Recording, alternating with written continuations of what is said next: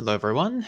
And this evening, well, it's this evening my time. I suppose it might be morning or afternoon your time. I am going to be reviewing a review of a debate by Cameron and Stephen from Capturing Christianity and Rationality Rules, respectively. Now, I realize I've actually got the wrong headphones on, so bear with me a second there. Otherwise, I won't be able to hear the debate. So, let me bring it up here. So you may recall, I think many of you probably will have watched at least some of the debate review that I did with um, a Digital Gnosis, a few weeks ago now, on the debate that had unfolded so far between Cameron and Stephen about the Kalam cosmological argument. And I think we produced that before Stephen had actually done his final video to his concluding remarks, and then following that, they've come up with this discussion here, a live dialogue as they're calling it, which came out a week or so ago. I haven't actually watched it yet because I thought, well, look, because we spent like 10 hours or more reviewing their debate. I need to review this and might as well combine that with sort of a first react. So that's what I'm going to be doing this evening. Hopefully, I'll try to get this relatively short, although I do say that every time, so we will see. I think I'll just review the discussion part. I had a quick look through the questions, and most of them didn't seem very interesting, except for one of them, which I think I will touch on when they get to the live Q&A at the start. So, welcome, Svez, first in the chat. Let's get started then and see. Again, I haven't heard about this. I haven't heard much about this, and I haven't seen it, so we'll see how we go here. Hey guys, welcome to Capturing Christianity. Today I'm joined by Rationality Rules, none other than Stephen Woodford and Joe Schmid from Majesty of Rurzen. I'm so glad that both of them could join me today. So yeah, we're talking about the debate that recently concluded between Stephen and I on the Kalam cosmological argument. Stephen, you made a post, you shared the video, and you're like, we're not going to talk about anything interesting in this video. So you kind of deflated the whole thing for us. But what we're going to do today is we're going to talk about some of the takeaways from this debate. We're going to do like a live dialogue later, more than likely, and get into some details. But I just thought it'd be super valuable to talk about some of the things that we learned from this debate, both Stephen and I, and then Joe has been a very active, not any longer literally until then. But until he comes back, I'll just say this. So he's been a very active participant in this debate. Like he's been reading both of our scripts and he's played an integral role. So it's pretty interesting. And that's actually the reason why I wanted to invite him on. But in the meantime, while we're waiting for Joe to come back, and this just technical stuff like this happens all the time. Here he is. Okay, now he's coming back. Let's bring him in here. Bring that Joe back in. He's muted, but now his camera's not on. Oh my God. What's going on? Your video's not working. Okay, well, we'll get this. Always allow. Or if I click always allow, will that work? Come on. Come on. Yeah, go ahead. So we've been pretty cool with the thumbnails throughout this whole process, but then you've dropped the one for this, and I put my hands up. You've won on the thumbnail front. Putting the unsatisfiable pair on my arm is a good move. I think it's because of the excellency of that thumbnail that some people have said, "Oh, I really want to see you chat. I want to see what Cameron thinks to Joe's refutation on the patchwork principle and etc." But what I was illustrating in that post is just that that's not what we're doing today. Today it's just more of a positive and like looking at the meta because there's a lot to be said of the process that we've trialed it. Exactly. Yeah, and I mean, I definitely want to get into detail. We may get into some of them today. I'm going to try to not. All right, so a couple of comments. Since I mentioned the thumbnail, I thought this might be worth commenting on. So in one sense, it's a really good thumbnail, obviously. The artwork is good and it's very visually attractive, good YouTube thumbnail. So full props there, and Cameron's generally quite good with that sort of thing. But on the other hand, I don't actually like it as a thumbnail. And the reason is because, it plays into this, maybe it's a trope or a presentation that I remember that Cameron's actually brought up a number of times, which sort of describes a debate or a discussion as a physical altercation, like a fight, as you can see them depicted as boxes here, with the arguments as either written on their arms or on their actual boxing gloves. And this kind of comparison between a physical altercation and an exchange of ideas, I really find quite distasteful, actually. I mean, obviously there's some parallel in the sense that there is two people on different sides who are sort of opposed to each other in a way. But I feel like that intellectual debate and discourse really should be about finding the truth and exploring ideas more so than, smashing the other guy's skull in, which, I mean, maybe not literally skull in, but you are trying to, bash them in the head or, cause them physical damage, which is just a little bit different to how I think of an intellectual exchange. So I don't know that I really like that imagery personally. But anyway, that's just a personal observation. Now, before we get any further, I need to do the most important part of these videos, which is to rate the bookcases. So why don't we actually bring that up fully so we can see that here. So I think I've commented on Cameron's before, although I feel like the camera angle here is a bit wider, so it's actually a bit hard to see. I like the lighting of the bookshelf, although the room is a bit dark, so it's sort of a bit hard to see the books there. There's far too much empty space on the bookshelves for my personal taste. It looks more like a display shelf than a bookshelf, though there are some books there. So from what I can see here, I might rate that a 4 out of 10. Now we'll go to Steve's next. So I don't even know if you'd really call these bookshelves per se. Oh, well, no, there are books there. I see SPQR. I assume that's a book. It looks like one. And I can't really see what the other ones are. And I like the statues, although I don't really recognize where they're from. The skull there is pretty cool. Well, actually, 2 of them. But I do have to take some points off for the lack of books. So maybe I'll give it a 5 out of 10, although that may be a bit unfair because I don't know if you should really call it a bookshelf. Now, moving on to Joe's here. Now, this is a bit odd because either his wall curves weirdly behind him or he's using quite a wide angle lens. And I don't really know why he would be doing that. It's almost like he wants to show more of the bookshelf. I find it a little bit distracting, the curvature there. Maybe that's just me. I can't quite see what he's got on the shelf behind him. There's clearly some books there. I can see, I think that's Infinity, Causation, and Paradox or something, which is one of the books that was referred to in this debate. The cover of the one on the left of it looks familiar as well, though I can't quite see. So, I mean, I like that there's a diversity of books, but I don't like the fact that they're facing forwards. That's not really how you're supposed to put books on a bookshelf, at least in my opinion. They should be spine outwards. So I've got to take some marks off of that. So maybe I'll give that a 4.5 out of 10. Oscar says it seems more objective just to count books. Well, it may be more objective, but who said this was objective? This is a subjective rating. So we've talked a bit about in the past about the difference between subjective and objective. So this judgment here is one that is constitutively dependent on my own personal opinion and therefore should not be regarded as an objective fact.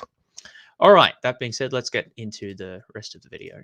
Not to. I have some thoughts, but I'm still developing them. You just released your closing. How long ago was it? Like a week or 2 ago? So just a week. Okay, so I'm still like developing my thoughts on like the closing, and it was great. It was a really good substantive closing. I mean, I just really enjoyed the debate overall. When I think about all the different things that happened from the beginning to the end, there was a lot of changes. I mean, man, from your I mean, just the aesthetic side of things, your setup, I think was my first videos were at my old house, and then some of the other ones were at the new house. I think for you the same thing happened where like halfway through you like moved to a new studio or something, and your background looked completely different. Yeah, this is an office that I rent near to where I live. And a large part of me saying I've got to up my game here is that I was having this debate with you. Like you're like the granddaddy of.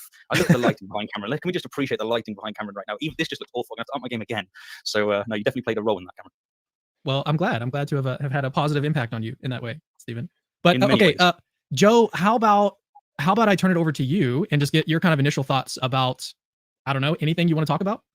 Yeah, no, okay. So overall thoughts, I love the format. I thought it was really helpful. It gave you guys time, of course, to reflect on what you wanted to say. Instead of being heated in the moment and not being able to see how certain points connect up to other points and other videos and other sorts of things. Like in debates, when you're like right in the moment, you miss a lot of things. You might miss some statement that they said earlier and you want to touch on that or other sorts of things. So I thought it was really good because you could really sit down, take your time. You can consult other people who like are actually writing in the field and who are like philosophers. And so that was just, I thought it helped raise the level of discourse really, really well. And so I guess I commend both of you on that. And then one final thing that I wanted to say was that, well, I guess we will probably talk about what you guys want to do differently, I guess, next. Like, I know Stephen and I talked about what we were thinking that you guys could do differently, but I might want to save that. I guess one final thing that I'll say before we talk about like what you guys should do differently is that I quite enjoyed the fact that like, in your videos, you're citing Oppie and Proust and Rasmussen and all these others. And, it's just, I would have never thought that an internet debate between a theist and an atheist would have like engaged with such scholarship like that. It's just, it's really raising the level of discourse rather than, the kind of, oh, Sky Daddy and like, oh, yeah. yeah. That's just moist robots. Yes, exactly. Oh, man. That's my favorite. Yes. Yeah. Or some of those one-liners. A glutty robot instead of a moist robot. That's it. They're intrinsically valuable moist robots. I will have you know. Yes. I will say on that note, Cameron. Go ahead. You really did bring some great stuff to the table. Like Alexander Pruse's work, Robert Kuhn's, Josh Rasmussen, like all of these are really like a breath of fresh air. So a lot of my content is dealing with more colloquial Christianity, more colloquial theism, which would be the likes of Lee Strobel, Frank Turek, and in my not so humble opinion, I don't think their argumentations, their Kalam or whatever it might be, are very good. Alexander Pruse is just on a different level. So is Robert Kuhn's. Like you've helped me realize that there's a rich tapestry to be seen. And the fact that we've been able to quote authors of this caliber is because you brought in this new Kalam, which is, again, in my opinion, much better than the old Kalam. So I think kudos to you for bringing that in. I think that really defined the discourse on that front. Cool. Yeah, I mean, I wasn't super thrilled about the Kalam until I found the whole stuff on causal finitism and Grim Reaper paradox, and it wasn't really until I interviewed Rob on my channel about that, and I was like, okay, now that I kind of understood the different moves that were being made, then I was like, yeah, this makes a whole lot more sense. And when I went into it to just kind of flip and talk about some of the things that I learned, when I was introducing this argument, I think in the opening statement, I was like, I don't really see a way around this. And I was like, that was legitimately the way that I saw things back then. I was like, I don't understand how anyone could really give a good response to this. But throughout the course of our debate, I did see a good response to it. And so it really changed my mind to be like, okay, yeah, this is it's a good argument. It's a much, I think, a stronger argument than the typical thing that you're familiar with. And you even just talked about that just now. Yeah, agreed. Yeah. But it's not as it's not as a knockdown. You don't really have that in philosophy in general. You don't have like knockdown arguments for most things. But in this case, yeah, no, it definitely like lessened my confidence that this argument was this sort of big, unobjectionable thing. So now, yeah, my confidence in it is definitely lowered as a result of our debate. And I think that's progress. I think that's it's a really good, cool result. That's a very interesting admission from Cameron's point of view there. I don't think I've heard him say something like that before, so I do respect him for that. I think it's good to develop the maturity to recognize that there aren't really knockdown arguments to be had for these sorts of questions. Certainly not about like the origins and causes of the universe. I would think it'd be a bit odd if there were knockdown arguments there. So yeah, I appreciate that. Another comment that I wanted to make with respect to what Joe was mentioning about citing scholars like Pruse and I've forgotten who the other one was. Rasmussen, was it? I haven't interacted too much directly with either of their writings. Probably I should at some point. But I am so that there's a couple of issues here, and I'm always a bit torn in sort of two directions when it comes to this, because on the one hand, I do want to raise the level of the discourse, and I think that it is important to try to focus on the more careful formulations and the best scholarship that's available. So I do advocate for that, and I do like that the debate has, I think, done that to an extent here, and I think that is a good thing. So that's pulling in one direction. Pulling in the other direction, though, is a concern that I also think that it's very important to keep the debates, or at least I think it's important to keep the debates that are at a level that they interact with, well, what Steve just described as colloquial Christianity, or maybe you could describe as lay Christianity, or just what ordinary Christians and ordinary atheists as well actually sort of understand and care about. I've never heard a Christian, I suppose, apart from Cameron, really talk much about causal finitism. But Christians that I know do talk about cosmological arguments, and maybe even the Kalam. And so I guess what I'm saying there is I am concerned about trying to raise the level of the discourse in a way or in a manner such that it actually kind of moves it away from what like ordinary people, that is like non-philosophers, actually care about. And I guess partly this is dependent on what you're interested in doing. If you're just interested in sort of having a conversation with other scholars, then that's fine. That's a perfectly valid thing to do. It's just that one of my big interests, and I think a goal of, well, certainly Cameron's goal and a goal of a lot of YouTubers, is to appeal to at least a wider audience than that. Granted, it's still people interested in apologetics or counter apologetics, but a bit wider than the just sort of standard philosophy scholars or people in that very narrow world. So there is a bit of a tension here. I think it is important to keep the arguments grounded in and sort of focused on what people actually care about and how they actually frame their worldviews, while at the same time trying to elevate the discourse so that it does focus on and incorporate better arguments. So there's a tension there. I'm not saying that it should go all one way or all the other way. I'm not saying it should be Frank Turek, but I'm not necessarily saying it should be us all reading Richard Swinburne and Alvin Plantinga every stream either, and debating the nuances of causal finitism and so forth. So I'm not sure I have a clear conclusion there. That's it is in the back of my mind, and particularly I have criticized some of Joe Schmidt's work in the past for, I think, erring too much in the direction of ivory tower scholarship kind of thing. Oh, welcome Nathan, by the way. Anyway, so that's some of my thoughts on that. But I don't think this debate was like too ivory tower. I guess I would have concerns if it was if we wanted to try to push things dramatically more in that direction. I think the level of this debate was actually pretty good in terms of that. In terms of that balance, but I do think it's something important to bear in mind, at least with respect to what I think is important here. Anyway, let's keep going. Well, the opposite kind of has happened with me. So I genuinely don't think that causal finitism is the best solution to Benedetti paradoxes. I think the unsatisfiable pair is better. But the big pro of causal finitism, of course, is that it's a Swiss Army thesis, and it can be applied to so many different things. And it's above my pay grade, to just be straight. I need to do a lot more research to be able to figure out, the ins and outs of it. But I have to say that I'm agnostic on causal finitism. It could be true, it could not be true. In any case, it's compatible with an atheist worldview. But I can say that I've walked away thinking there's a lot to be digested with this thesis, and it could well be true. I'm not so fond of the more expensive, ontologically expensive versions, such as strict finitism. But there's a lot to be said about causal finitism. If I'm not mistaken, Joe, you published a paper recently where you basically say that causal finitism is the best solution to two different problems. And it's just looking at that aspect has made me realize there's more to be done for me, even though our debate's concluded. I want to go look more into causal finitism, more into Alexander Proust's work, more into Robert Kuhn's work. It's been very fruitful in that sense. That's cool. Hey, Joe, do you have any thoughts? Yeah, so that's another thing that I think is a fruitful aspect of this debate. It's like it's equipping the audience as well to dig deeper into these issues, right? You guys are citing Shakel, or how you pronounce it, or you're citing Proust and Kuhn and Rasmussen and so on. You got like links in the description and so on to people who want to dig deeper into these sorts of things. So it's like a jumping off point for people if they want to investigate all these issues further. It's like you guys are, you're laying that groundwork for them, and you're articulating it in a way that a popular audience can understand. And so it's like that jumping off point is just going to make such a difference, I think, to people's investigation into reality, the fundamental nature of reality. So I was actually telling Stephen, it was like, what if Shakel, or whatever, however you pronounce it, he is like he doesn't even know, he doesn't know about all this internet stuff, and then like one day he looks on and he's seeing these videos and they have like tens of thousands, if not hundreds of thousands of views, and they're like citing his papers that like only 2 other people would have read. I just think that's so interesting. A scholar can look at this popular sphere and they're like, whoa, he's quoting my paper that I wrote in this peer-reviewed journal who no one else read except for my mom. Like it's super interesting. What's going to get me as well is if it turns out that I've been mispronouncing his name, which is totally likely, even I couldn't find anywhere where someone else was pronouncing his name. I'm bad for pronunciation in general. So you should have just emailed Dr. Craig, because Dr. Craig would have done it in like the original language with all the different things. Yeah, that's okay. Well, now I know what to do in this. Like Benedetti, okay? Same mail pass. No. Okay, so I wanted to say this before I forget, is that Stephen, you were talking about like the lighting and stuff and how you've been inspired by that. One thing that I was inspired by you on, just from like the aesthetic side of things, is that your editing skills are pretty good. Like, do you do all of that yourself, or do you have someone that you send your stuff to and they edit it, or what do you do? I don't know if it was intended, but that came across to me as really patronizing. They're pretty good. I mean, I gather Cameron, this was he was a photographer, right? And I gather he probably does editing as well. So I'll grant that he may have high standards there, which is fair enough. And I don't pretend to have good skills in that department. I don't know. I just found that question was phrased in a bit of an odd way.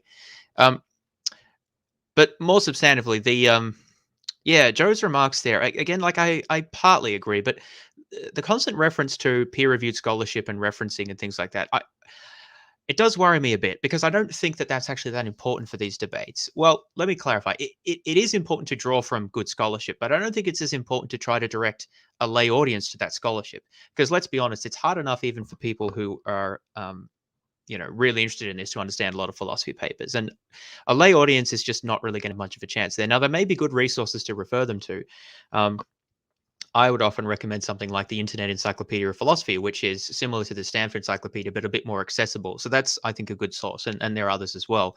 Or maybe introductory philosophy books, or books that are intended for a more general audience. Even I actually would probably recommend Reasonable Faith by William Lane Craig, because it's fairly systematic in the issues that it discusses. And although I think that there's a lot of bad argumentation there, but relative to other things, I think that that's actually not a bad place to go. And then, of course, you read my book, Unreasonable Faith, and you get the other side of it. But I guess what I'm saying is, I don't know about this idea of trying to pull a popular audience directly to like the scholarship.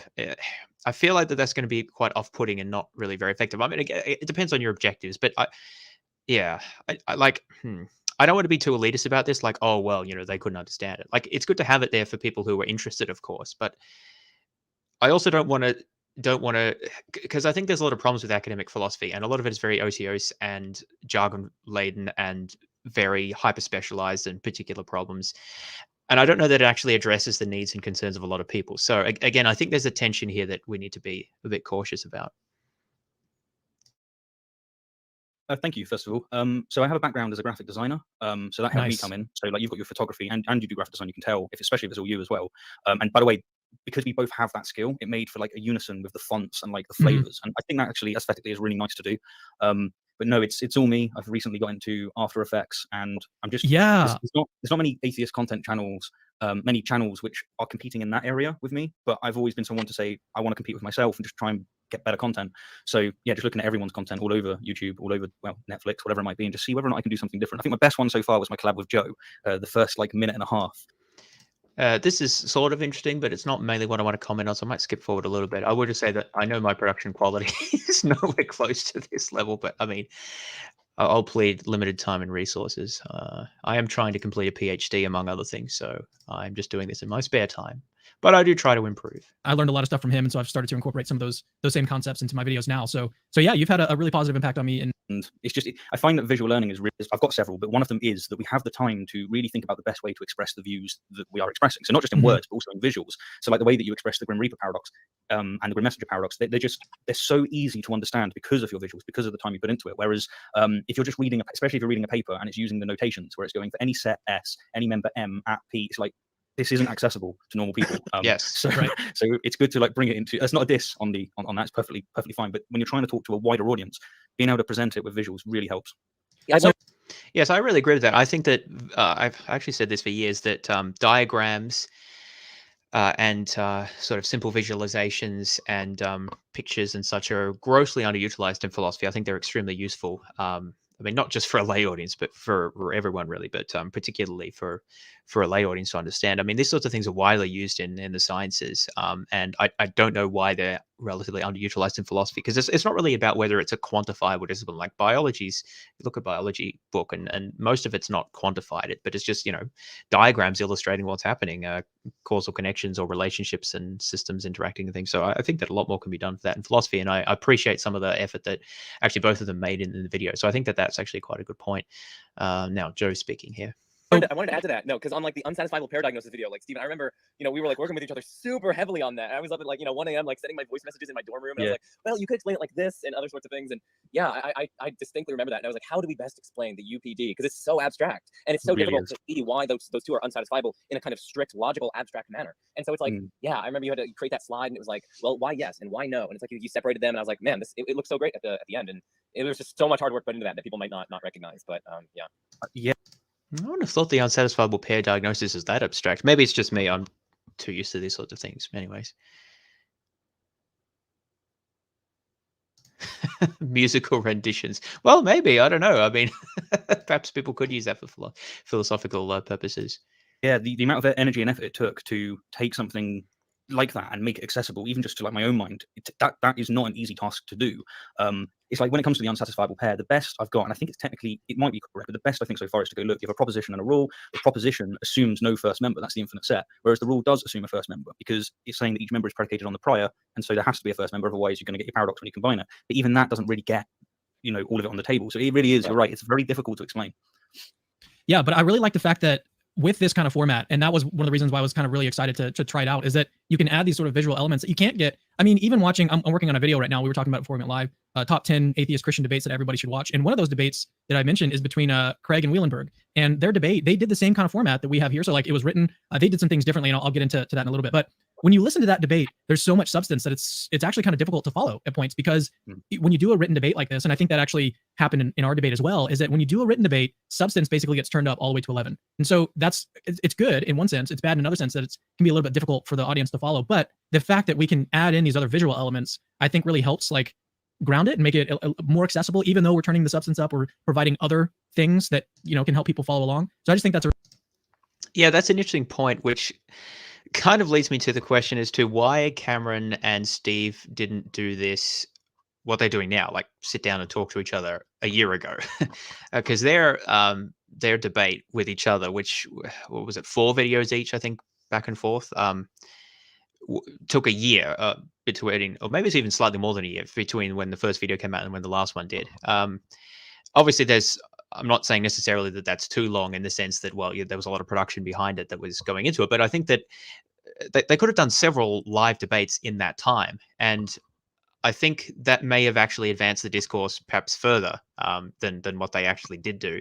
Now, they wouldn't have had all the cool visuals, of course, but the flip side to what Cameron is saying is that, of course, when you have a pre-prepared script that you're working from, it does tend to get more, I guess, complicated and abstract. And I think, at least this is my opinion, you can lose some of the clarity that you can gain through a well moderated and well intentioned conversation with someone. Of course, those conversations could be toxic as well, but I don't think that would have happened here.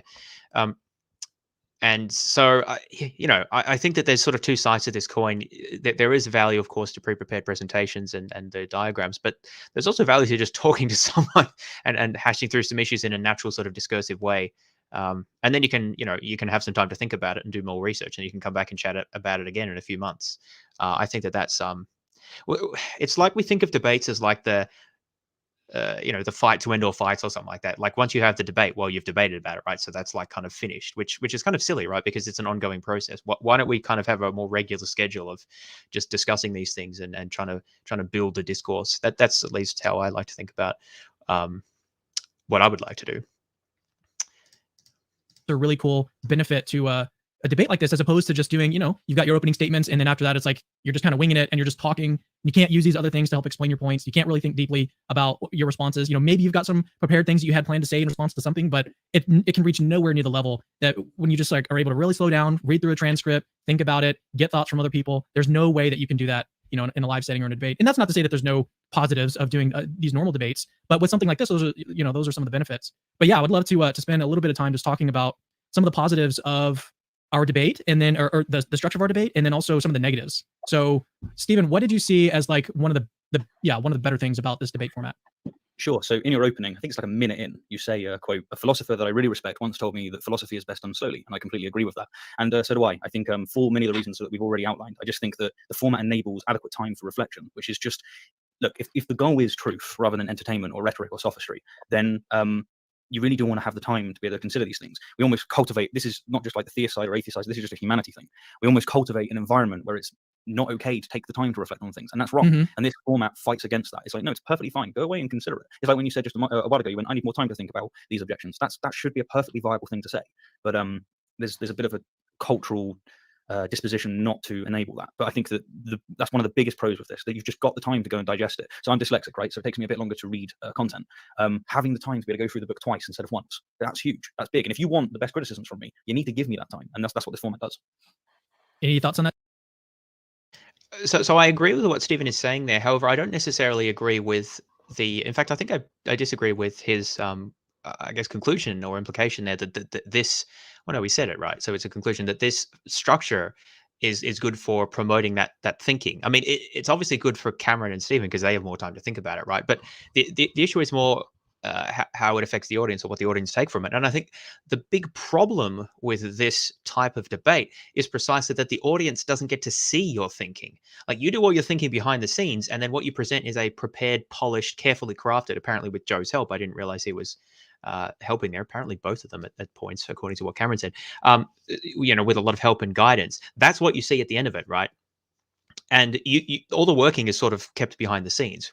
Whereas if you have, again, a well-moderated and earnest discussion, again, they can be toxic, but obviously not talking about that, but a good discussion between people, you can see people thinking and you can see people asking questions. You can see people like, okay, so let me try and understand what you're saying here. And I'll say it back to you and like, no, not quite. And here's how it works. And like, okay, well, let me think about that. So here's a problem that I foresee. You actually can see the thinking happening.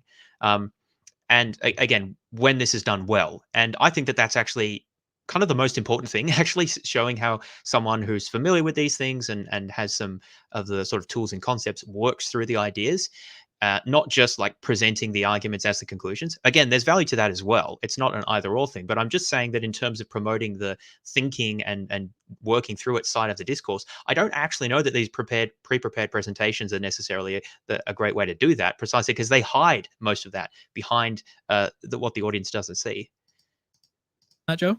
I mean, that seems like a fairly obvious, like, when you're able to slow down, and it's like the philosopher that I got that from, his name is Thomas Bogardus. When I heard that, I was like, yeah, it makes so much sense. But that's also just like me in general. I remember like one of my first jobs, it was this really, really weird, dumb job. I hated it. It was just basically sales. But the sales aspect had nothing to do with what we were doing. So like every morning we'd go in this room and we'd like practice different sales pitches and like these different weird things.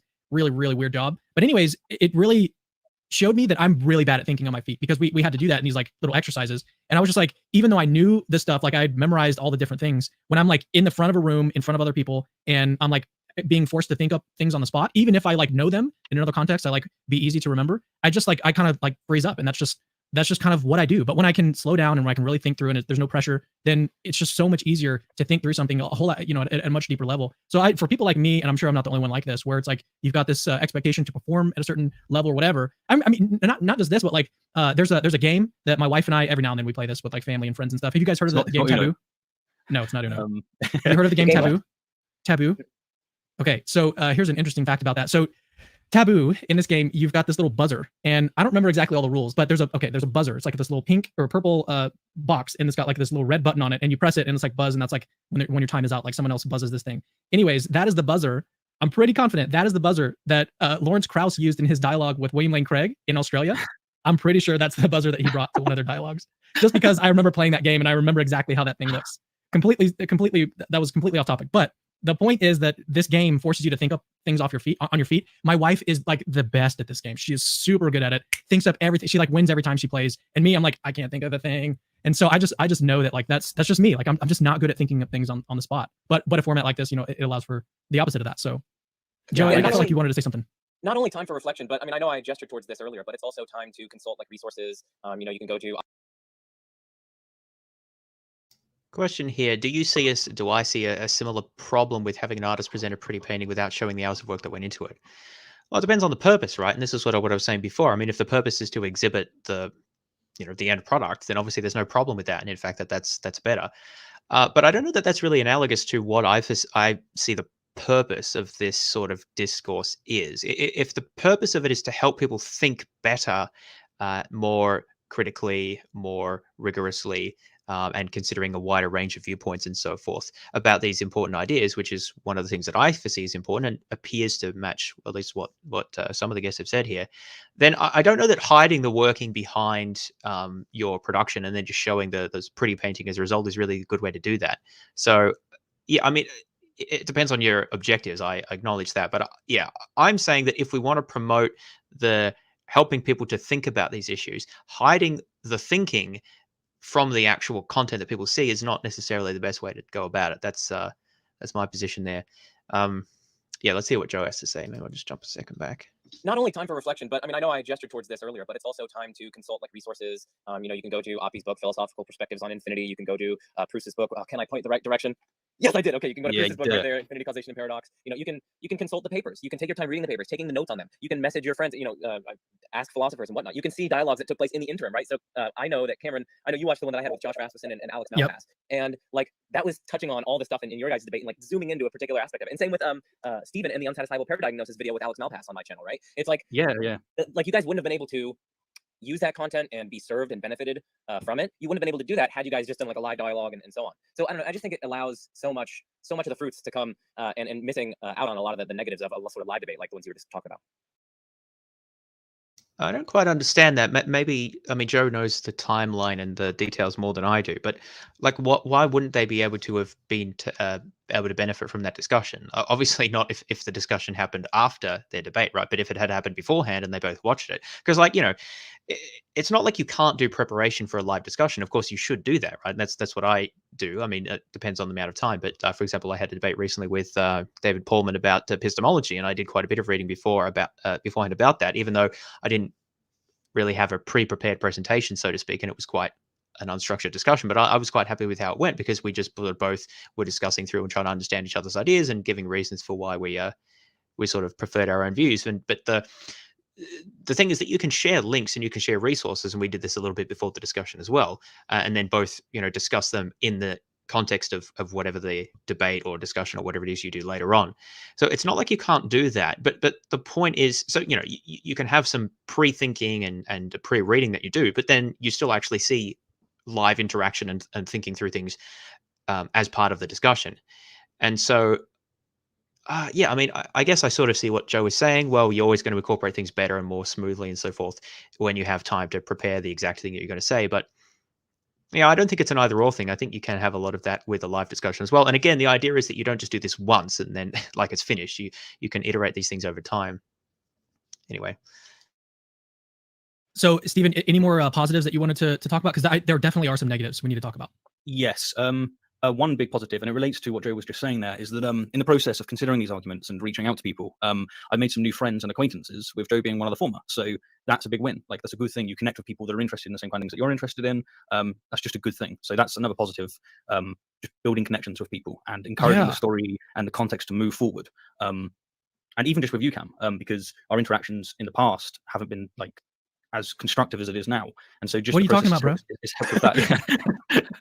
Dude, no, exactly. Yeah. When we first started this debate, there was definitely, like, you can see it. There was tension, like in my responses and in your responses. And then eventually we were like, I don't know what happened, but we got over it somehow. But yeah, no, I definitely agree that connections. I wanted to.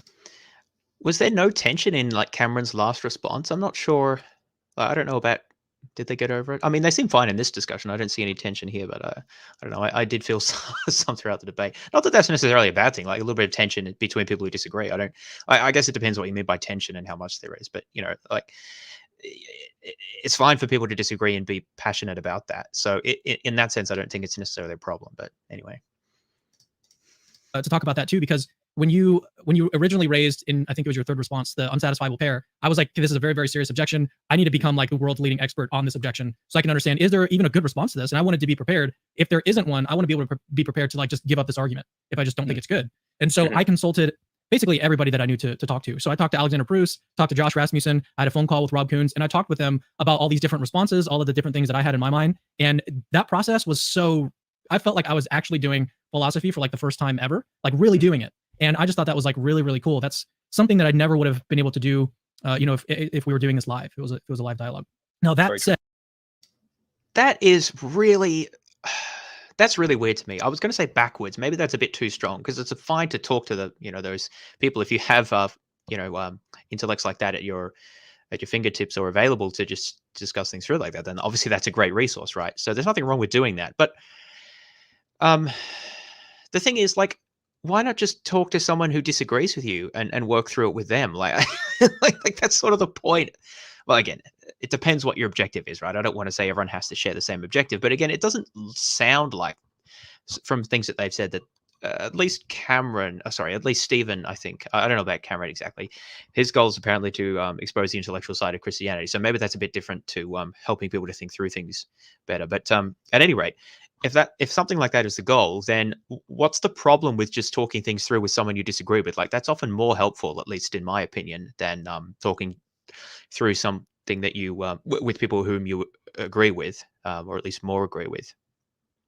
But and it depends on the nature of the discussions as well. Obviously, I only have Cameron's word for it here, but it does sound a little bit like it's more the issue of, oh, I have to produce a video response. What can I say?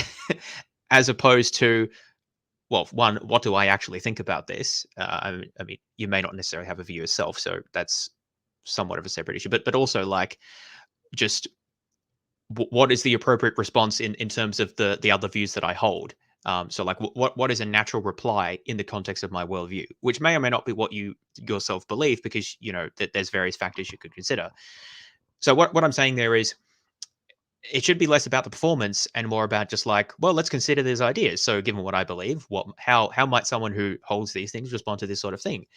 And this is actually important as well, because it is, I think, helpful to some extent distance yourself from what you're arguing. Now, I don't mean that you just like don't care about it or make things up or whatever, but I just mean that you are not your arguments, right? Your arguments could be bad, but that doesn't mean like you're bad or irrational or something like that. And so if I'm arguing something, it's a view that I'm presenting, and I may, hold to that view, or I may not. I may be arguing a view that I think is important, but I don't necessarily fully agree with. But for these sorts of things, I think it is important to not identify too strongly with what you are arguing for. I think that helps with things like intellectual humility and ability to change your mind, and willingness to sort of consider and push with alternate ideas as well, rather than just like thinking that you always have to argue exactly what you personally think. Because then if Cameron or someone is like, well, I'm not quite sure what I think about this, like, well, you can still argue about it. You can say, well, look, here's a plausible view that I find persuasive, even if I don't know exactly if I believe it. And then you just argue that out in a discussion and see how it goes. I feel like that's a bit of a different approach to sort of talking to people, smart people who agree with you, and ask them like, what should I say in response to this? Now, to be fair, I don't know that that's how the conversations that Cameron mentioned went. I guess the suspicion is that maybe they went a bit like that, or like maybe here's what I was thinking. How does this sound to you? Like, is this a good response? Like, is that really better than just talking it out with Stephen or with someone else? I feel like that's just, and then the audience can see that. I don't. Again, they're painting it as really good that they were able to do that, but I'm just not sure that it's actually better. Anyway, let's keep going. That said, there are definitely some downsides to a debate like this, and eventually we have plenty of time. Eventually, I wanted to encourage other people to do like a, I don't know, try out the format or something else, and we can talk a little bit more about that later, like what we suggest other people do.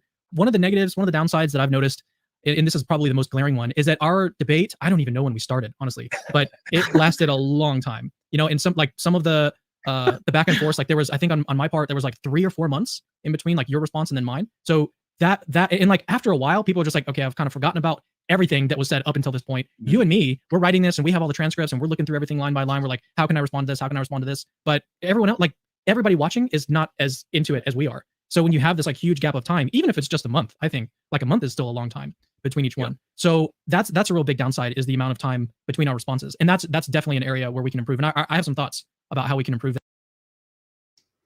How can I respond to this? How can I respond to this? So that's something, that's a mindset that I guess Braxton calls debate mode.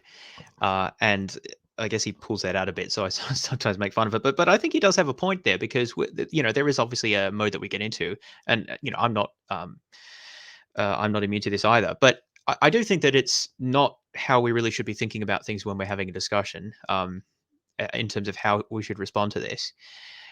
What I was saying before is one. How should you be thinking? One way to think is, what do I actually think about this?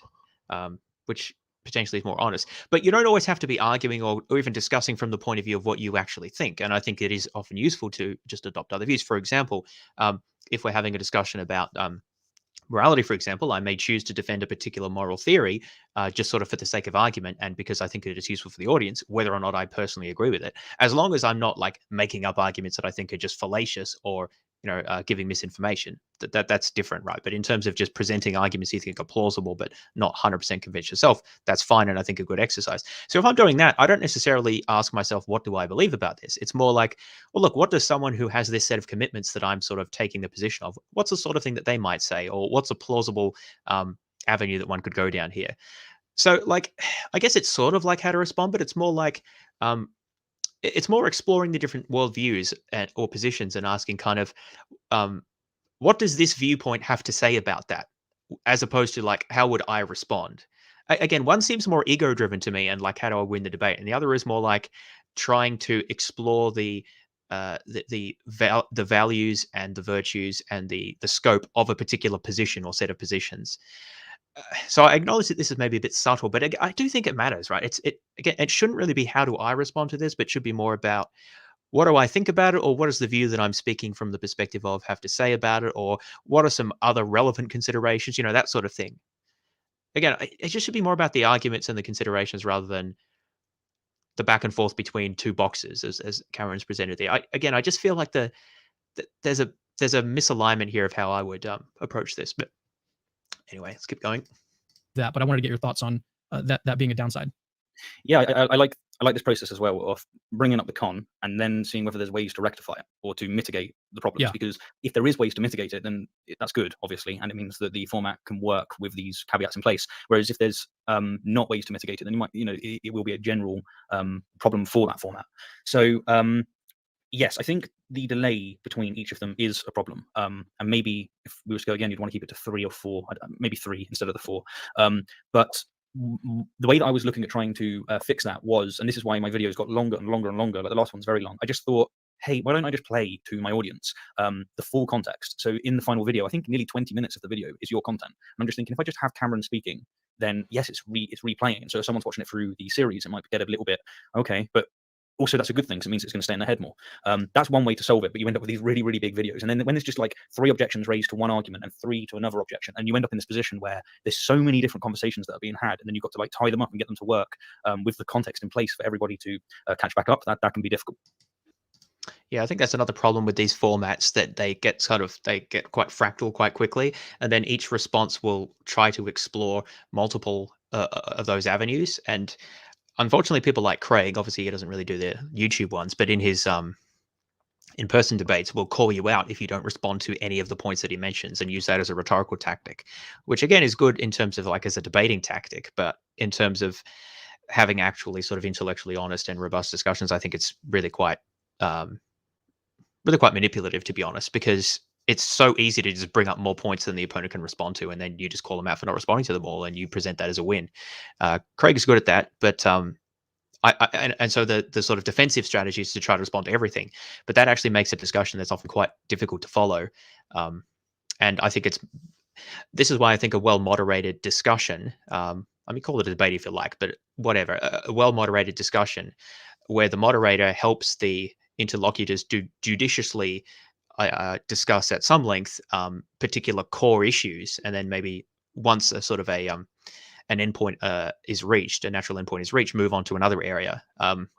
And again, this is not an easy thing to do for a moderator or for the participants, and it does require good faith and other things, which of course is not always present. But I think that those make the best discussions because you can sort of focus on one thing for a given amount of time and not have the distraction of trying to talk about 20 things, as well as summarizing everything that's happened up to that video.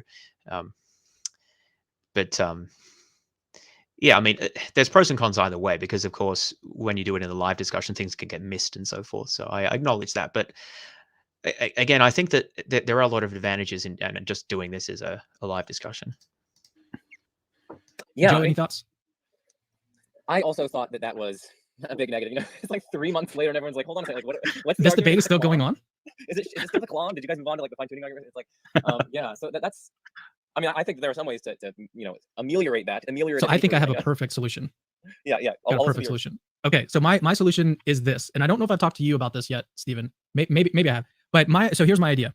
So in Dr. Craig and Dr. Wielenberg's debate, what they did is they wrote out all of their responses before they got to the debate, and then they basically just read all of their responses. Like that's exactly what they did. And then I think for the Q&A, they did that live. So what I think could work, is that basically we would write out our openings, everything. We would just write everything out back and forth until we got to our closings. Once all of that is done, we go through and we edit our videos so that everything is ready to post. And then we would just post one video each day over the course of like 6 days or 8 days or. Oh, muted. What is the point of that? At least in the case that he was talking about in Craig, the Craig debate, like that's just an audio video blog post. Like what? I mean, yes, there can be value in doing things like that. I know that Polokia is doing a written debate with Dr. Loki. I forget which one it is. But I mean, I think those are much less engaging, and I don't actually see the purpose of written debates very much. I think that, well, maybe I won't get on a tangent there, but anyway, like if it's just basically going to be reading a blog post that you've written, I mean, I might as well just read the blog post. It's the discursive nature and interactive nature of discussions, as well as Q&As, that I think is so useful here. However long it would take to get through openings, rebuttals, and closings, and that way people get the full content. It's a whole lot of work that goes in on the front end, but what you can do is you can release everything one day at a time, as opposed to waiting however long. Yeah, I know that Pologia didn't want that format. That was Dr. Loke who imposed that. I'm not entirely sure why. I think because he likes to have time to think about things as well, which is fine. But I mean, how long is this written debate going to go, and how many people are actually going to? Or maybe you and I, Nathan, can cover it when it's finished, and we'll do another 10-hour stream on it. What do you think about that idea? That seems workable. It unfortunately wouldn't work for me, because the way that I get paid to do my job is via Patreon, and I get paid per video rather than monthly. So I couldn't afford to dedicate such an enormous amount of time up front. I need to be able to dedicate it, construct it, make it into something that people can watch, release it, and then I can step forward. But in principle, sounds like Steven's got a funding gap to approach it. Although I can imagine, like, if you say something in your first part and then someone comes back with a really good response, and you're like, you've kind of digested it and you've went, oh man, yeah, he was correct on that, but I'm still going to have to say to the audience my first segment. That would grind my gears. I'd be like, oh, I got to say this even though I did it wrong. Yeah. I think that happened actually with Dr. Craig. Like Wielenberg, Joe, you may remember this more than I do, but I think Wielenberg pointed out something that Craig missed, and he still had to say it in his opening or his first. I don't know. To me, I'd be okay with that. But yeah, I mean, no matter what you do, there's still going to be downsides. It seems like you just basically got to figure out so another thing, another downside I think to our debate, which doesn't necessarily have to do with the written aspect, is that I think it would have been better if we had time limits for all of our videos. Because I think we kind of went in and we were like, let's just respond kind of general, however long it takes. And I think I kind of had in mind like around 20 to 30 minutes, but we never really decided on like a length of time. I think that could be something that we could anyone who wants to try out this format could try to figure out beforehand is that, like, have a time limit to your videos so that everything is either consistent. Like if you want to go 30 minutes or an hour for each of your responses, that's cool. But just have something consistent that people can expect a length of time. It's that kind of seems like a good idea for a debate. What do y'all think? I kind of like the flexibility. I don't know. I'm kind of wavering on that, because the flexibility does allow the later aspect or the later portions of the discussion to take into account that, like, you have to reorient the audience, you have to remind them of what was said earlier, you have to remind them of the dialectical context and so on, and that takes up much more time. I'm just going to skip a bit. That's interesting. And then you can just. I mean, one other thing is just that sometimes, like, 3 points are made in response to one premise, and then it's like the other person has to give 3 sub points in response to each of those 3 points. So it's just like you're getting further and further into we talked about that. Agree, like, okay, I agree with you, Stephen. You do need some extra time in order to be able to that you constructed. That is getting very abstract, and there's the involvement of the patchwork principle, and you've also got causal finitism on the table. And if philosophy is best done slow, then I think that kind of implies that if it requires the time to get it out, then it just requires the time to get it out. And also, I think that if the goal is to try and make sure that everyone understands, say, what you're doing with the benign scenario, it's just absolutely worth having a cat format approach to it. So do you remember when you that's another way it could be done. If both parties say we're going to shelf that and maybe deal with that at another point, that might be one way of doing it. So let's just say that you had an argument, and yeah, well, that's one of the good things about having a moderator in a live debate, because they can help with that. Again, when the two parties are on board with trying to cooperatively produce a fruitful discussion. If they're just trying to yell at each other, then that generally doesn't work. But again, I feel like a lot of these could be like they've just been talking to each other for 35 minutes now about having debates. I mean, they could have had an interesting discussion about the Kalam. Joe could have moderated, right? It would have been great. Not that this was bad discussion, right? But it's just like clearly it's a possibility, and this is a cordial discussion. I don't really see why we couldn't just like do a few of these. I just think it's a missed opportunity. Like, why can't we just talk to each other a bit more? I gave you 3 objections, but it's been covered because I want to be as productive as possible. And 10 years in the space of this debate. You can't just go for as long as you want. You've got to be. So here's another thing, kind of like. Well, Cameron apparently hasn't been watching our bad apologetic streams. You can go for as long as you want. Yes, there's a value in brevity as well, but I think there's also a value just taking as long as you need to discuss things. But yeah, there's a balance in all things. What you were just talking about, Stephen, is that there are certain things that you could leave out if you kind of needed to. And I think there's actually a whole lot of pragmatic reason to do that. There's another guy that I love, philosopher. His name is Dustin Crummett. He's been on my channel a bunch. I'm sure both of you guys would actually really like him. Joe, I'm sure you know him. He's been on my channel, yeah. The context of how this came about. But I remember writing some response to some objection and like getting some thoughts from someone. And Dustin responded, and he was like, I don't think that you needed to like really lay out all of these other objections. Like, even though, yeah, that's kind of technically good. Or, I think he said something like, I mean, what you could have done, Stephen, is just been like, okay, yeah, your second premise, I'm not saying that you did anything wrong by doing this, but I'm just giving an example. Like, you could have just said, this first premise, I disagree with that, and that's all we need to do, and that could have been your whole response. And then, I mean, we're doing this debate, and I wanted to comment on that. So that's actually something that I increasingly like to do. Not that I've done like a huge number of these debates, but I've done a few of them over the years, and I'm increasingly of the view that we should be granting a lot more. Well, this is kind of the opposite of what Cameron said, actually, but we should be granting a lot more premises of opponents' arguments. Not because we actually agree with them, but just because it's helpful to focus, I think, the discussion on things that are core.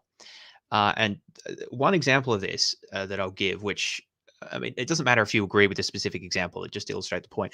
I think atheists should spend a lot less time debating about the empty tomb, just because whether or not we think that there's good historical evidence for an empty tomb, I maintain that like people who are skeptical about evidence for the resurrection aren't going to change their mind if it was somehow proven that the tomb was empty, right? Like I don't actually think anything hinges on that. So just because we don't want to grant it doesn't mean that we shouldn't grant it for the sake of discussion to focus on the things that I think it actually does hinge on. So I think and likewise, I think a lot of Christians just think that it's a bit strong-headed just to be so dogmatic about, from their point of view, that, no, that, there wasn't an empty tomb. Like the prior on a tomb being empty is just not that, against it being empty is just not that low, right? So again, for a bunch of reasons, I think that it's a mistake to focus so much discussion on this when it comes to resurrection. Why don't we focus it more on like comparative miracle claims and, group hallucinations or whatever you want to call them? Now, that's just my point of view. I don't really want to get into a debate about that now in chat, whether you disagree with that. But it's just an example of what I mean, right? About granting a premise to focus on things that we think are core and are like really critical to the debate. So an example with respect to the Kalam is that I think that if I was debating the Kalam and it was presented in anything like the way Craig presented it, I would probably just grant like both of the main premises, because I really want to talk about why we think God is the best explanation for a cause of the universe. Because again, I don't actually think that it's that implausible the universe had a cause, and I don't think that if atheists did become convinced the universe had a cause, that they would all become theists, right? I think that we would have other things to say about the nature of that cause. So let's focus the discussion more on that really crucial point. Again, you may disagree with that application, but I think that it's actually really valuable to do that. So that's something that I would like to see more in the discourse as well. Just granting of premises that we think are less critical, even if we don't actually agree with them, for the sake of having a more productive discussion about the sort of core point. It's definitely, we're trying to forward the dialectic, and we're trying to have like a good time in seeking the truth together. But also, like, it's not a secret that we're doing this publicly. People are involved. We've got an audience, and so I think we've got to kind of take that into consideration. Like, if we want to have the biggest impact, we don't just want to like lose 95% of the audience because our videos are too long. So I think there's still a lot of reason to consider a time. Oh, I felt that one here. Did you feel that, Nathan? Losing audience because the videos are too long. Look, I maintain that there's an audience for longer videos. Now, there's certainly an audience for shorter ones as well. But I think that, well, I don't know. I think that a lot of people just watch and listen to YouTube videos while they're doing other things, and they do that over multiple days. Certainly, I do that, and I know a lot of people do. And I feel like the length is actually less of an issue there. Now, of course, there's a more casual crowd who are just want to see 5 or 10 or 20 minutes of something, and then it's important to cater for them as well. But I feel like we don't always have to. I mean, most of Cameron's videos are like pretty much 1 to 1.5 hours, which I feel like is a fine length. But I feel like you can just cater across the spectrum, like 10-minute videos, 1-hour videos, 10-hour videos. It's all good as far as I'm concerned. Like, there's value to all of those. Time limit. Fair enough. Yeah, no, there's another negative if I can get it up. Yeah. So I did have some questions that came in, so we can get to those too. If you guys I've are got open to another negative as well afterwards. But it. Okay. So many negatives. No, one of the aspects I'm sure both of you guys see some negatives in is the more kind of narrative aspects of it, right? So there was definitely some kind of meta considerations that were, I don't know, a little bit abrasive, sort of. I don't know what word to describe it, but I think in order to avoid that, you guys could have in advance shared your scripts with one another. And the rule that you have in that kind of script sharing is that you don't raise a philosophical objection or like those other sorts of objections. Instead, you raise objections of the sort like, hey, that's not actually what I said. Could you go back and look at the video? Or, hey, that is a misrepresentation of my point. Or, hey, that kind of misinterprets something, or that's irrelevant, or those sorts of objections. And that would have circumvented so much of your guys' like meta considerations, and you wouldn't have had to spend a lot of time on commentary. With Stephen knows that. But yeah, you wouldn't have had to spend so much time on that, and you would have been able to circumvent this kind of abrasive meta aspect of the debate. And yeah, so there would have been far less misrepresentation. You guys would have it would have shaved down the time of your videos. It would have allowed the audience to focus on the issues much more. And yeah, you wouldn't have to like spend time explaining that's actually not my objection, or that's not what I said. So yeah, I agree. I don't have anything to say there. So it kind of bolsters that point. So I think that the biggest con by far, at least as far as I'm convinced, is that there's just been a lot of talking past each other, which it wastes our time, but more importantly, it wastes the audience's. So that is a concern, but also almost any philosophical discussion of these sorts of things involves talking past each other. The reason for that, as far as I'm concerned, is that the issues are complicated, language is limited, and we come from different viewpoints, and so we naturally tend to think about things differently. And so when we use language in a particular way, we make certain assumptions. Often, we don't even realize it, and then we say something that seems clear and obvious to us, but the other person interprets it differently from their own framework and using their own understanding and connotations of words and so forth, and they receive it differently and interpret it in a way that you hadn't expected. And so there's a talking past of each other. I think it's essentially inevitable in these sorts of discussions. That doesn't mean that we can't try to reduce it by being clearer and more charitable and such, but it's going to be there. And so I think that the idea that we kind of need to try to eliminate talking past each other or misunderstandings is I think it's wrong-headed. What we need to be doing is showing people how to deal with these things better. What do you do when people are, when it seems that you're talking past someone? How do you get around that? How do you communicate across these sort of barriers, interpretive and discursive and worldview and so forth?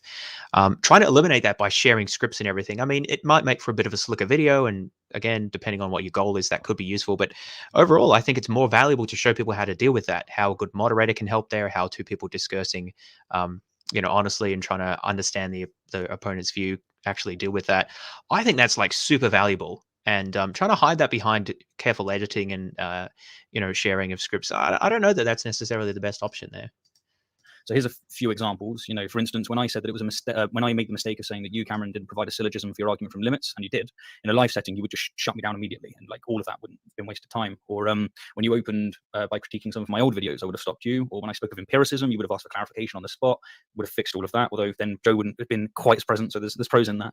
Or when you didn't provide a syllogism for the grim messenger scenario, I would have asked for it. Or when I said that, like most modus ponens, you would have stopped me and said, Steve, I want some clarity. What the hell are you on about? And I would have gone, okay, here's some arguments why some modus ponens might not be correct, valid, blah, blah, blah. And we would have dropped that and pushed that aside. Like all of these kind of side things are not things that permeate in live debates, because people can stop it in the track. That can also be stopped if a sharing of scripts would have occurred. So I think that is a good idea. Just because if I showed you my script, you would be able to say, hey, Steve, no, I actually did have my argument from limits here. So you're wrong there. And I'd be like, great, good point. I'd remove it. So I think that as far as a solution, the sharing of the scripts is a good idea. If only, even if people then change their scripts, I think it's just a better thing to be done. And that doesn't actually take much effort, no matter how your financial situation is. Like for me, it's I got to write the content, then I can send it out to you. You can just go over and go, right, made a mistake here. Okay, cool. Yeah, wait, okay. I want to add one quick thing, Stephen, for the audience, because I can still hear the screeches about what you said about the modus ponens thing. So, for the audience, there are non-classical or subclassical or glut theoretic logics. Cameron actually just had J.C. Beale, who's one of the world's leading experts on it, on his channel. And according to those, in terms of logical validity, modus ponens does not come out as logically valid, because when you have if P then Q, if P is a glut, right, then P could be both true and false, say. In which case, P implies Q. That would be true. If the antecedent of an implication is false, well, then the whole implication is true. And yet you wouldn't be able to infer Q from P implies Q and P, because Q could very well be false as well. So that's basically the reason. And the way you can say that it's most forms of modus ponens is because you also have theory-specific consequence relations. That I know J.C. Beale talked about that in your discussion, Cameron. But you have theory-specific consequence relations, and a lot of those will actually vindicate modus ponens according to those theory-specific consequence relations. So for instance, in mathematics, right, their consequence relation will validate modus ponens. But if you have a subclassical logic, you won't get the logical validity of modus ponens. So I just wanted to say that for the audience. I'm not claiming non-classical logic is true. I'm not claiming I'm a theorist. But I'm just pointing out that what he said there is not like insane or crazy. Yeah. So I can already hear the audience. They'd be like, he still thinks that modus ponens. Well, they can type in Stephen, most modus ponens Woodford. It's been on your channel, it's been on Cam's channel. I don't know that. I mean, this is the sort of thing that I'm a bit critical with Joe with. I mean, I know I can use jargon too much as well sometimes, so I'm guilty of this as well. But I don't actually think that clarification would have been very helpful to anyone who kind of doesn't already know exactly what Stephen and Joe were talking. Well, at least what Stephen was talking about in his debate when he mentioned something about non-classical logics. I don't remember precisely what he said about it these days. Like when we use a phrase like glut theoretic. I mean, how many people have any clue what he's talking about there? Anyway. Cam, your comment is top on his Kalam video of it. And I'm like, Cam said to me, be precise, Steve. I just want you to be precise. So I go and be precise. I say most modus ponens, and then this happens. I'm like, come on. Okay, I wanted to say a couple of things about that. So Stephen and I did have some phone calls, and I think this happened later on. We didn't do this at the beginning, but we eventually were like, okay, let's just have a chat about your video that just came out. Wait, what? you just like, let's have a chat about the debate that we're having. Like, we're so close. We're almost there. Now all you have to do is have that chat over like Zoom or whatever, and then record that. And like, hey, people might be interested in listening to that chat. Like, I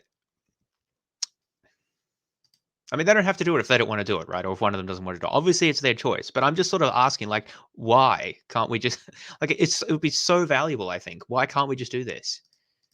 So we would like raise different points or raise different things. So we did have phone calls. I think we started about halfway through where we kind of talked through things, and we tried to like mitigate some of those issues that came up. But I think the best way to mitigate them would be to have shared the scripts in advance. And so I've actually I did a debate like that with Justin Schieber, who was an atheist. I mean, he doesn't do it anymore. It's so sad that he dropped out. I think he just kind of got tired of it or kind of got bored of the whole thing. But apart from his reasons for getting out of the scene, he was amazing. But we did this debate on the problem of evil, and we did it like this. So we shared scripts and we went back and forth. And then afterward, it was just complete audio. We just recorded ourselves talking after the fact. But I remember there were several points on both of our sides where I would make a point and be like, okay, actually, in your opening statement, you made a mistake here with like your argument from Bayesian that used Bayesian logic. Like there was a mistake here. And so he went back into his opening and changed something, which then I went back into my opening and changed something. And it like trickled through the whole script process. And any debate for popular consumption that includes Bayesian reasoning is probably not going to be very good unless it's like very introductory kind of level. But that's a side point. See, I acknowledge this may be a bit subjective. My preference of how to do this is to say, look, here are the thinkers that I find useful and informative on this. Maybe here are some papers, here are some articles. Have a read of those. and then we can discuss them in the debate. So then each has an idea of where the other's coming from in terms of the intellectual history and the assumptions and arguments and so forth.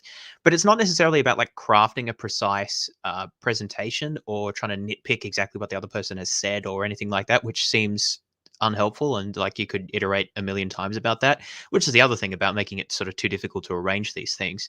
But just sharing a reading list and maybe a few bullet points of the kind of things you're intending on talking about, that's fairly low effort, and you don't have to iterate that like a bunch of times, which you may have to do if you're, because the problem is if you share your script with someone, right, and then you're like, well, you want to keep working on it, and then you change it, and then they're responding to an old one, so they might like you to share the new one, and then it can create problems. And as someone who organizes things in the past, it's often difficult.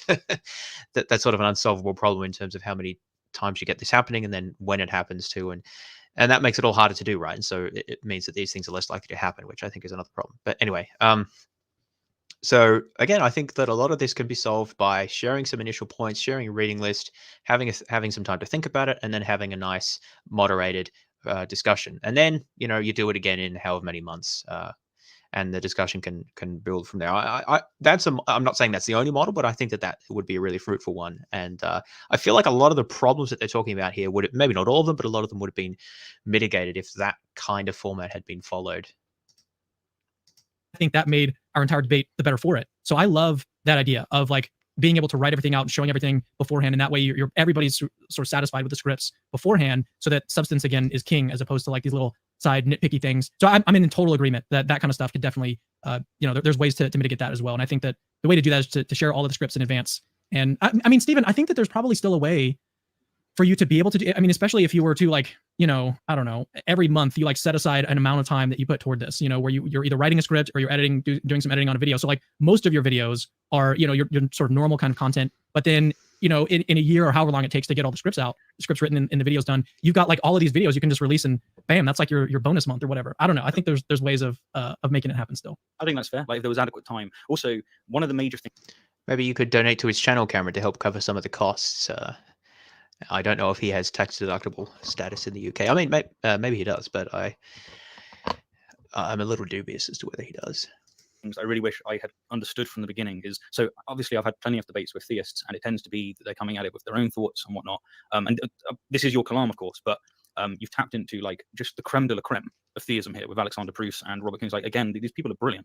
And I really wish that from the outset, I recognized what I was getting myself into, because rather than going, yeah, I'm going to think about this idea and then express it, I would actually go, no, I really need to be able to convey this in the philosophical sense, because I'm going against PhDs and like really good philosophers. And so what I need to do is from the outset to be able to go, let me reach out to Alex Malpass, not Malpass. Let me reach out to Nicholas Shakel, or whatever his second name is. Let me reach out to these people. Let me reach out to the Schmidinator, that boy there, and just see whether or not they would be willing. The Schmidinator? Oh, gosh. To help me tell the narrative, the side from the atheist or non-theist perspective, so that Cameron can, tell the theist side and show the arguments, and I can say, look, here's the responses, because it's just above my pay grade. So I think that, for a layman, I've done a relatively good job of being able to go, right, I need to get my head around this stuff and I need to express it, but I'm just one dude, and I think if I agree, do it again, I would want to know that, so that I could say, right, I'm going to reach out to these people. I'm going to say, Oppie, can you help me out? Or can you at least check my scripts? Malpass, can you do this? Schmid, etc. And then I would be confident enough to go, right, I'm going to accurately represent their work.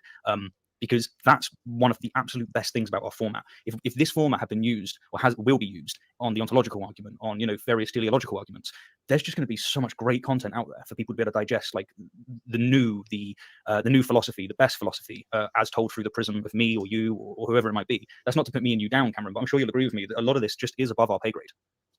Oh yeah, I'm surprised that you stopped right there, but I definitely agree 100% that you and me, like we're kind of like popularizers or like faces of atheism or Christianity or whatever. Like that's one of the things that I love doing, is getting people on my show who are the actual experts, who are the actual like thinkers in this area, getting their ideas out there. Like that's kind of like my whole thing, is like interviewing these experts. And so the fact that like this format allows me to really focus on their work and focus on their ideas, but then also it's not just about that, Stephen, because I think that you and me, we're still thinking through these ideas ourselves. So like as you're reading through, the unsatisfiable pair diagnosis, I think that you read through that, you understood it, and you're like, yeah, this is the objection that I think is good and works.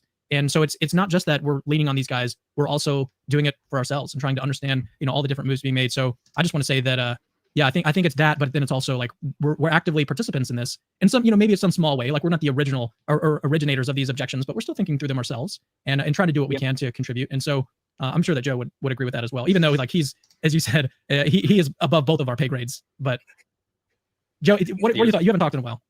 Yeah, no, I mean, I think that's good, and it's really, like I said, I mean, it's calling everyone to a higher level, and I love that, right? Like I try to do that on my channel, and it's so nice seeing it on, even bigger channels like your guys's. It's like in my videos you'll regularly see me, quoting like from Oppie or all these papers and whatnot, but it's like it's so beautiful, it's so great to see just these massive channels like your guys's, and bringing Oppie's work to the broader audience, bringing Bruce's work to a broader audience, and so on.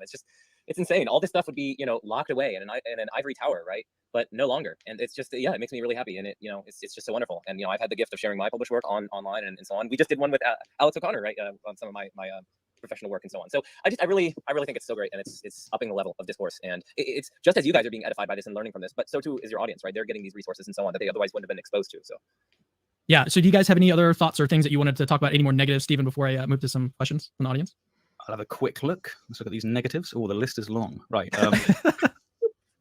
No, the only other one I had is that compared to a live debate, each response requires considerable more time, which you touched upon. I just think that's the cost that you pay for the format, and I think that's probably correct. I think you should find ways to mitigate it, but ultimately, if the purpose is to get unintuitive things across, you're going to need the time. Now, for an audience, yes, it might not be like most of my audience might not be interested in it. A lot of my audience just are not impressed by the Kalam in all of its forms. Fair enough, right? But there's definitely a serious segment out there that are very interested in this stuff, and they want to know. They need this content, really, like, or maybe not need, but they really do appreciate this content. The finale, right? It's got 40,000 views. That's at the end of like a 7-video process where 20% of it is a repeat of like the previous content.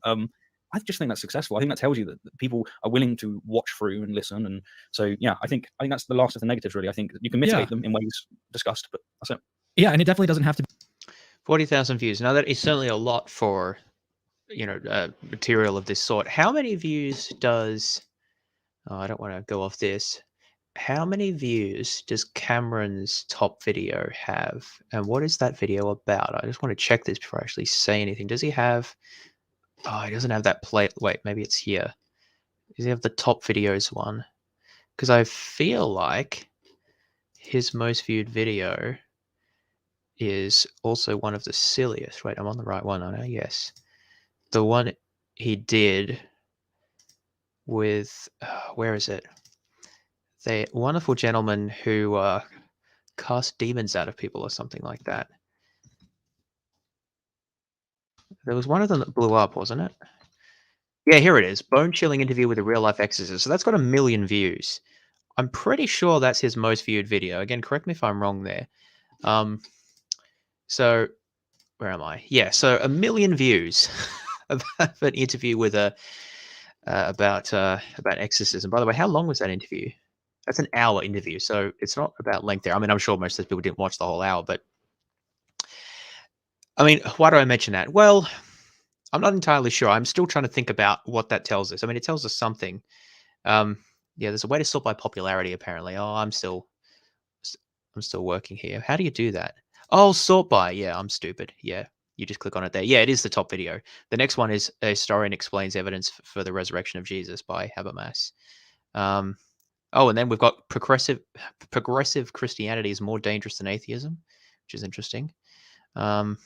Anyway, so I guess one of the points I'm making there is what do these people seem to be interested in? Now, I know I'm talking about Cameron's audience rather than Stephen's audience, so that there's going to be some difference there. But it's more like what is the kind of man in the street or woman in the street who maybe watches YouTube content of this sort from the Christian side or the atheist side? What are they interested in? And like, I'm not sure that they care about what Oppie or Malpass or Rasmussen or what these other people have to say about causal finitism or whatever else. Is that something we can change? Maybe. I mean, not completely right, but I feel like one of the things I want to do is make this stuff more accessible and interesting and relevant to people. And that's one of the concerns that I have about pulling it towards the ivory tower, because then what you have rising to the surface, it seems to me, is, a bone-chilling interview with a real-life exorcist getting 1 million views. And then, this great debate that they put so much effort into gets 40,000 or however many. Obviously, there's a lot of things going on there, but hopefully you kind of get the point that I'm making. Be the end of the dialogue between us, Stephen. I mean, we had talked about we're currently in the works, and he may not even know this. Have you talked to Justin yet? I haven't talked to Justin yet, but I feel like I ask you every few days. I'm like, have you talked to him? When are you on again? Yeah, so I'm on a show on the 5th. I'm chatting with a Christian author, just going through his book at the moment. And I'll mention to Justin then. I'll say, hey, Justin, do you want me and Cam on? They go, no, get lost. And then I go, all right, Cam, right, we've got to find someone else. Okay. So the Justin that we're talking about is Justin Brierley from Unbelievable. Yeah. So we're talking about throwing time. I don't know how long in the future. I wrote my closing and I was able to like move on to other projects. I was like, it just felt good. My wife was also really happy with it too, because like it was a lot of time. Like there was just days where I was like thinking through different things, phone calls with people, writing out my script, rereading my script, and it was just. Imagine spending whole days thinking and writing about something like this. Oh, jeez, not get crazy here. Whole days thinking and writing, unbelievable. It was a lot, and so it's been nice to kind of just like chill and relax. I think that touches on the contribution area that you were saying, because you want to get the right balance of saying, look, this is above our pay grade, and like we are quoting and referencing the work of people that are, you know, in the field. But you are right, we are in some form contributing, at the very least, with our own interpretations of this work and how it relates to, you know, these objections or these arguments. Yeah. And it is hard work. I will say that the effort that's went into this has genuinely been backbreaking. And so I had the same experience as you, and that is that when I released, I was like, oh man, I'm gonna just go deal with some creationist stuff or something because I need a break. I'll tell you what, I'm gonna go deal with some phaser. Bye. Oh my goodness. Yeah, no, I mean it was also yeah, I mean it was also, I mean I know you guys did way more work than I did, but still, like I remember I was in between my classes and I was just, you know, I'd be working, you know, I'd have to read something like Thomas Reed or something, and then but like Stephen messaged me, it's like, Joe, do you have time to talk about the UPD? And I'm like, yep. So I like put my Thomas Reed down, and like in between classes, I'd be like sending him messages. I'd be like, okay, gotta go to class, so I'll be back in 70 minutes. And so like I put it down, and Stephen probably remembers that. So yeah, definitely a lot of effort. I was basically like, Joe, do you have the time to talk about our Lord and Savior, the UPD? Okay, good. That's a good one. That's a good one, Stephen. Yeah, no, I actually I sent Joe just today because I read through your closing, and I was like, I sent him something today. I was like, what do you think about this? Like, what do you think about this analogy? And also, I really liked his counterexample that you highlighted, the of God, like omniscience for the counterexample to my principle. Yeah, I thought that was a good counterexample. Okay, let's turn to some questions before we get into any details at all. Let's get to some questions. We've had a couple that have come in. Actually, I've got the wrong screen up. Hang on a second. I like that I'm smiling from your punch. That's great. There was one. Sorry, I'm like trying to figure out exactly which thing to put up here. No, there was one that talks about the thumbnail. So I'll get to that one in a second. So I had a bit of a look through the questions, and I don't think I saw many that were interesting, apart from one that asked about yours truly. Well, indirectly. If there's any other questions that you think I should look at, let me know in the chat now so I can get to those. There may be other discussion here that's relevant, but I did see this one, which I will cover where they're before at and proceed from there. So, all right, just a couple more questions and then we'll close it out. So William Becker says, "What are your thoughts on digital gnosis analysis of the debate?" By the way, yeah, so that would be the discussion that I had with Nathan on his channel. Yeah, Nathan, you mentioned that you had a super chat. I don't remember seeing it. If you can maybe find it, if you're able to scroll through quickly, because I couldn't see one, or at least I didn't see one. But let's see what they say about this. By the way, thanks William for sitting in your super chat. So for me, I didn't watch it, so I don't even know when it came out. I think it was fairly recent, right? It was like a couple weeks ago, but I haven't personally watched it, so I can't give any thoughts on their analysis. Well, it is long. Yeah, I've watched the entirety, 10.5 hours. What were you doing? Were you working or like working out or? A bit of a mixture of all sorts of things. I was working out. I was also going for a run. I tend to like use Audible or YouTube so I can do exercise and whatnot. If I'm on my motorbike or if I'm driving, just like that's when I tend to cram in this kind of stuff. And I tend to listen to everything at 1.5 speed. But then Digital Gnosis and James Fodor, they also listen to things at 1.5 speed. So when you're listening to that, you end up just, is this Ben Shapiro? What am I listening to? But I listened to their 10.5 hour review. Again, I assume that's what people are doing when they're listening to our videos or the other ones that I do, that they're probably doing other stuff like that. And that's kind of what I'm targeting it towards.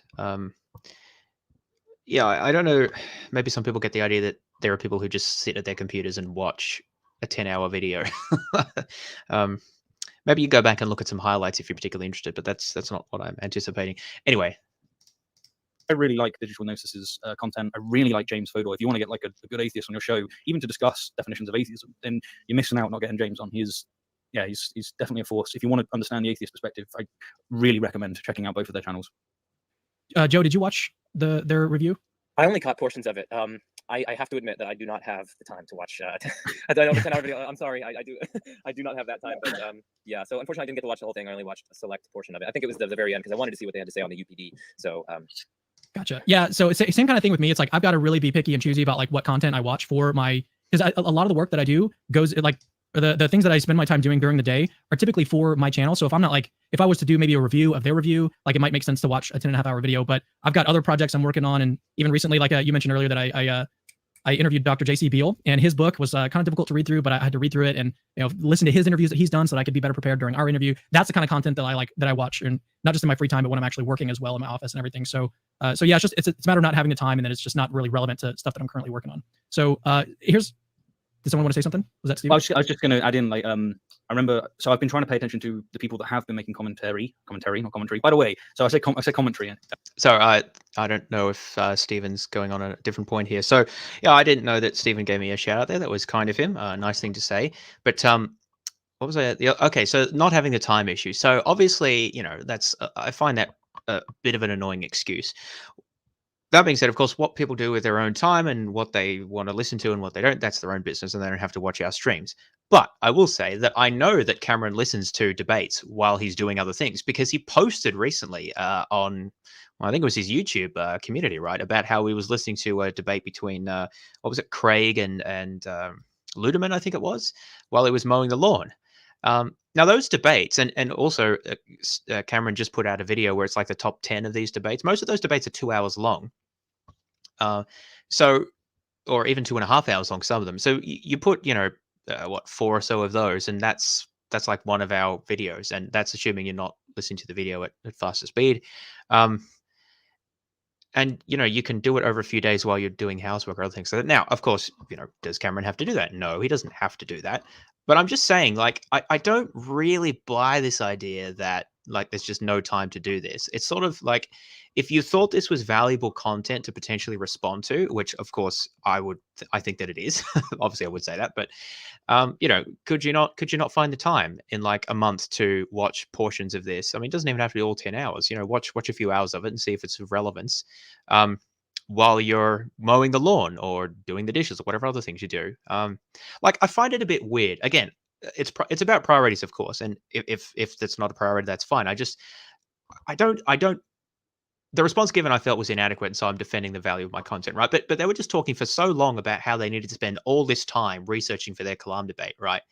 And then Nathan and I produced what I think is quite a valuable video, responding to like most of the points that they brought up. And then somehow, like, oh, we don't have time to do that. Like, well, is this important or not? Like, you mentioned talking to all these other people. I mean, maybe they don't think that I or Nathan are worth listening to. That's another point, right? But then say that, right? Like, if you don't think we're worth listening to, then say that. Like, it's not going to hurt my feelings. Well, maybe a little bit, but like, I just like when people are more honest. Like, if you don't think we're worth listening to, or you don't care that much, then that's fine. Like, but then, oh, I don't have time. But then you have time for all this other stuff, and you actually do listen to other debates when you're doing things. It doesn't quite add up for me. So I feel like it's a bit of an annoying response. Now, you might think I'm nitpicking there, but of course that was a direct response to our video, so naturally I'm going to respond to that because that's all we got. Now, Nathan did give me a timestamp. Yeah, Cameron does do this full time as well, which is another point. He actually kind of gets paid to do this. But Nathan sent me a timestamp for his question as well. So I don't know how I missed this one. Apostate Prophet. Oh, there it is. I don't know how I missed that. Maybe it was what is with the what's going on there with these sunglasses? Maybe I didn't recognize it.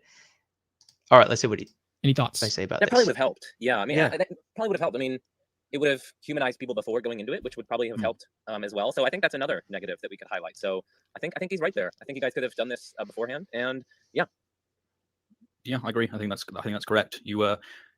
Nothing to add. Correct. All right, let's get on to these other questions that came in. Again, they weren't super chats, but they were really good, and I wanted to talk about these. Okay. Well, that was disappointing. It didn't really say anything. Oh, I had to make a second account. Yeah, you got banned because you like leaked sensitive content or something. Well, we don't have to dig up that that one again. Yeah, sorry, I didn't catch you when I was scrolling through that, probably because they just went through it so quickly. Anyway, so I guess those are the two responses that they made to our 10-hour response to their debate. So a little bit disappointing. I do appreciate Stephen's shout out though. That's much appreciated. Obviously, I do like to think that Nathan and I add value in these sorts of discussions, and other people have indicated as well that we do. So yeah, I guess it's a bit disappointing that Cameron doesn't think that it's worth any of his time to respond to that, or even listen to it, when he does have time to listen to other debates while he's doing things. But needless to say, that's his choice. Everyone needs a smile. Problem is that it doesn't reinforce Cameron's beliefs. Of course, he doesn't have the time. Yeah, I mean, it can be a bit. I guess one point is that I do sometimes find it a bit more taxing to listen to like Christian, well, not Christian videos, but like apologetic stuff, like maybe Cameron stuff or Trinity Radio or stuff like that, if I'm not preparing for a response for it, because I just find it often find it annoying. I mean, it depends on the video. Some are like fine, and Cameron does have some good videos on his channel, so I guess it varies a bit. So maybe it would be a bit, it's a bit more mental effort to listen to someone criticizing you. I can sort of see that, but I would have thought that he would have been able to devote some of his time to responding to what I think is well-formed and thoughtful criticism. All right, so I'm about ready to get to bed, actually. I'm just going to quickly see if there's any other comments here. Oh, yeah, Alex Marston. I think it's their polite way of saying that would be Cameron and Joe, that they don't want to watch it. Yeah, look, I don't know. I guess I'm just sort of if someone doesn't want to watch something or like doesn't want to read something that I've written or whatever, because this is sort of things come up before, I would really appreciate if they just say that and be honest about it. I'd respect them more than like this I don't have time nonsense when they were just telling us about how they spent all this time doing all this other stuff that related to like the same exact issue of, engaging with the Kalam. It does ring a bit hollow and kind of annoys me when people are just a bit squirmy like that. But yeah, I think that is what they were saying. Oh yeah, and Digital Gnosis also makes a good point that Cameron did post a bunch of memes about me. Well, yeah, Nathan saying me and James. I would say me and Nathan. In fact, he's done this multiple times. So he did this after the 500 arguments video that Nathan and I did, 500 arguments against Christianity.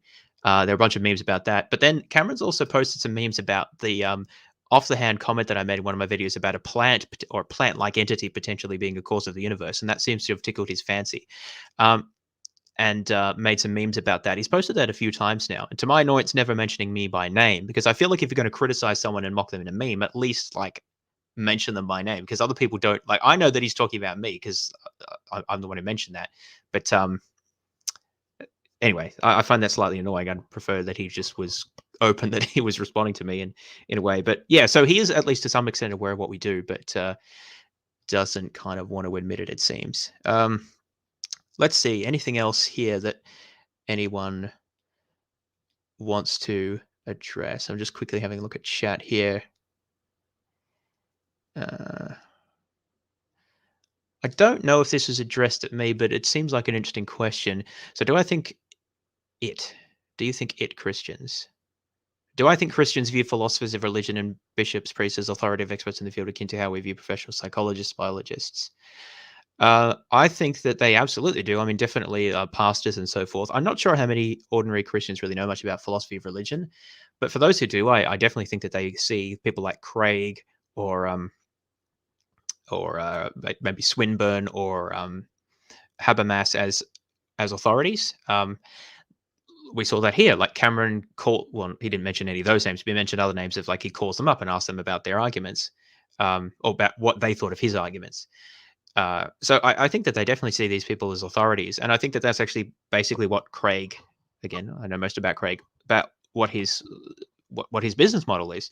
His business model is selling intellectual security to mostly existing Christians, or maybe if you want to be Christians, who otherwise feel like they are not intellectually satisfied or intellectually fulfilled, or feel like that their intellectual structure of their Christianity is under attack, and he sells security to them. That's one of the reasons I think that he focuses a lot on either arguments that he like never publishes and seems to have no interest in actually publishing in the literature, and also rhetorical techniques that are not sort of intellectually defensible but work well in debates. And so, yeah, I think that people like Craig absolutely play on that authority that they have and that they project as well. Let's see. Just a quick look if there's anything else. Yeah, I think that that's about all I want to talk about. I do I'm trying to get to bed a bit earlier. So thanks for turning up and listening, everyone. Just in terms of final thoughts, so I expected them to talk a little bit more about the substance of the debate, although I did know that this was not the main focus. But it was interesting to share some thoughts and react to their thoughts about the style and structure of the discourse. And I guess I don't really agree with a lot of what they were saying. I think that we should be trying to do more of these as live interactions, moderated if need be. Share initial thoughts or sources if need be, but not necessarily have to do all this pre-production, which, as they both said, takes heaps of time and has various other downsides, which I think you can largely avoid as long as you're both committed to a good faith dialogue and have moderation when it's needed. So I'd like to see more of that, and I'll reiterate the invitation that I've made to Cameron and Joe as well, to come and on my channel or Nathan's channel or wherever and discuss the Kalam or other issues that are of mutual interest. And I'm really always open to that. I've been doing more of this lately, and that actually reminds me that I recently had a poll where I was asking if people would be interested in me reposting more of these discussions and debates that I've had recently and in the past as well on my own YouTube channel, and people seemed to think that would be of interest. So I'll try to set aside some time to do more of that. I think generally, I do need to ask permission, obviously, if things have been recorded on others' channels. I think in general that should be fine. But I was just, I don't know if that's something that people would find interesting, but apparently they would. So I will try to set aside some time to do that. So that will be on the cards for new content. Otherwise, always keep on the lookout on Nathan's channel, Digital Gnosis, where we'll be continuing the Bad Apologetic series. I think that the next one we're doing in a few weeks will be on Bayesian uses of Bayes' theorem and Bayesian reasoning in apologetics, which will be good fun. That's something that's increased a lot recently. Welcome Stephen here. Yeah, Baron de Holbach. Yeah, I haven't read actually that much of his work. I think I've read bits and pieces, but I think the reason I mentioned him was with respect to the issue of him being one of the early atheists who used basically what we would call a lactheist definition, which I just never hear raised in the discussions about this, and kind of annoys me because it's like, well, like he would know if anyone about what atheism means. Not that I think that there's one definition, but it's great to see you posting some of that stuff for your audience as well. That was it's really cool. Good to. I also think it's interesting to learn more about the intellectual history of atheism, which is maybe something we don't focus on as much. Cool. So thanks everyone again. Hope this was of interest, and I'll talk to you next time.